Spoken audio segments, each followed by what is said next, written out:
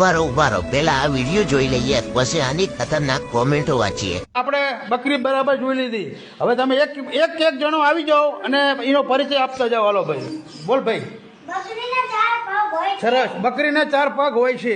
બોલો ભાઈ. બકરીને 2 આંચળ છે. બકરી દૂધ આપે છે. હા, બકરી દૂધ આપે. तो चलिए शुरू करते हैं. હવે આ બધાને સિંહ વિશે એકવાર ભણાવો. લેકિન 1 સેકન્ડ. બીજા દિવસે સ્કૂલ બંધ કરવી લાગે ભાઈ તમારે.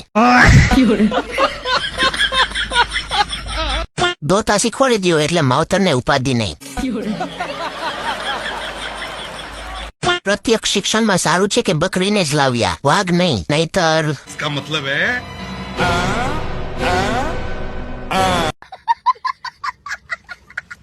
આવા શિક્ષકો હોય એટલે બકરી દૂધ આપે જ. સાહેબ દૂધ કાઢી લીધું હોય તો હવે ચા નું કઈક કરો.